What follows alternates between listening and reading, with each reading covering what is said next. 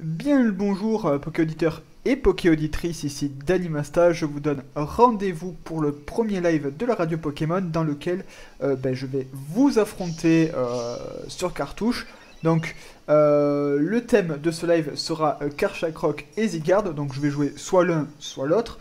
Et vous jouerez avec vos équipes, il n'y a pas de souci là-dessus. Donc, tout simplement, je vais vous laisser avec la chronique que j'ai faite sur Zygarde et Karchakroc pour un peu analyser les deux Pokémon. Et vous aurez en description le vote pour décider lequel des deux vous préférez. Voilà, tout simplement. Donc, je vous dis rendez-vous à demain. Je vous fais des bisous. Je rends l'antenne. Jusqu'à demain. À vous, les Poké Studios. Poké-auditeurs et Poké-auditrices, bonjour et bienvenue dans l'heure du duel. Avant le live, permettez-moi de vous présenter brièvement les deux stars du jour que sont Zygarde, le Pokémon légendaire, et la terreur de la 4ème génération, j'ai nommé Karchakroc. Des formes de Zygarde, il en existe plusieurs, mais celui dont je vous parlerai n'est autre que la version 50%, soit celle que nous connaissons sur les versions XY. Zygarde n'est pas un Pokémon à sous-estimer, et loin de là.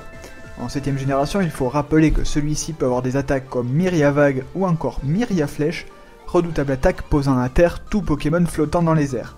On fera un petit coucou évidemment à notre cher Motisme Lavage qui n'a rien à foutre en lévitation. Est-ce que vous avez déjà vu une machine à laver en l'air? Les Français veulent savoir. Bref, on notera évidemment un accès à des attaques comme Danzraco ou Enroulement pour se placer en combat. Ajoutez à ça une priorité plus qu'utile, la fameuse vitesse extrême. On y mettra un léger bémol sur l'attaque spéciale. Pas de quoi réellement s'enjailler avec une puissance cachée glace, bien que tentant, pour les inévitables Landorus totémiques, omniprésents dans le tiers Overuse. Cependant, attention à la vitesse de Zygarde. Bien qu'elle soit assez intéressante, bas stade de 95, vous serez à égalité avec des Pokémon comme Tocopillon, qui bloquera de par son talent votre attaque de priorité et pourra vous atomiser s'il est joué Mouchoir-Choix. Autre Pokémon partageant votre vitesse, Scorvol ou encore Kyurem Noir.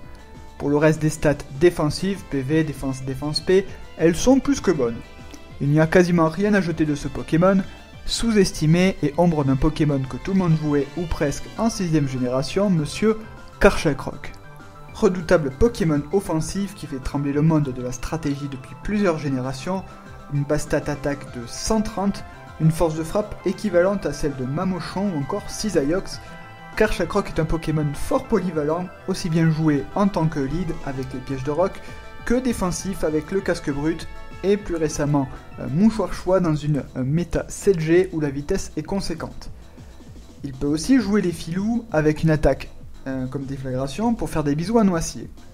La vitesse de ce monstre draconique est telle que vous dépasserez Fulguris totémique et tous les Pokémon à 100 de base stat du style Dratag, Victini, Pyrax ou encore Dracofeu X et Y. Et vous, êtes-vous plus Zygarde ou plus Karchakroc? Encore indécis, laissez-moi vous présenter un set pour chacun d'entre eux, peut-être cela vous donnera-t-il des idées. Commençons si vous le voulez bien par notre cher ami Zygarde. Un set que j'affectionne particulièrement et qu'on doit à notre cher confrère de la radio Redemption, ce Zygarde se démarque déjà par le simple fait qu'on lui fera tenir la Terrazélite. Terriblement dévastateur sur des Pokémon non préparés, l'attaque qui l'accompagnera sera Myriaflèche qui pour moi surpasse l'attaque Séisme. Rien que ça. Je le rappelle, cette attaque de type sol permet de toucher tous les Pokémon aériens, qu'ils aient lévitation, un ballon, qu'ils soient sous vol magnétique ou simplement de type vol. Et par la même occasion de les clouer au sol, et ça c'est fort. Nous serons donc de nature rigide et nous le jouerons avec le set clonage pour éviter des actes compromettants comme toxique ou feu follet, Danzraco pour se placer et faire des ravages une fois des menaces comme Tokotoro ou boule de nœud écartées. Un investissement total en attaque, assez de vitesse pour dépasser des météoros totémiques et un peu de V en PV pour ajouter un petit peu de bulk à ce Pokémon, qui a déjà des défenses intéressantes. Vous aurez bien compris qu'on le jouera dans le tiers Overuse, la forme 100% étant bannie de ce format. Passons à ce bon vieux Karchakroc.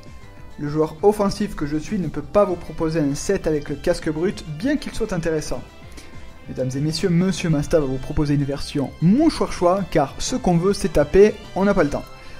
Au niveau des attaques, séisme et colère pour le stab, vous pouvez opter pour Dracogriffe si vous avez peur, lame de roc parce qu'on aime bien rater les attaques, et déflagration pour mettre la pression à Noircier, à Bamboiselle et Cisailleux dans une moindre mesure. Une nature naïve parce qu'on est bien naïf de croire que ce set est efficace. Plus sérieusement, nous lui mettrons un maximum de V en vitesse et en attaque pour casser la baraque Obama. Veillez à éliminer toutes les menaces au préalable, sinon vous serez assez déçu du rendement de ce Pokémon. La chronique est terminée, mais nous nous retrouverons très vite, ne paniquez pas. Préparez vos équipes car je compte affronter quelques-uns d'entre vous, soit avec Zygarde, soit avec Karchakroc. Vous pouvez déjà balancer vos CA en commentaire si vous souhaitez m'affronter en live. Je rappelle, rendez-vous demain 17 mai de 14h à 17h, on va se battre. Allez, je rends le micro, à vous les Poké Studios.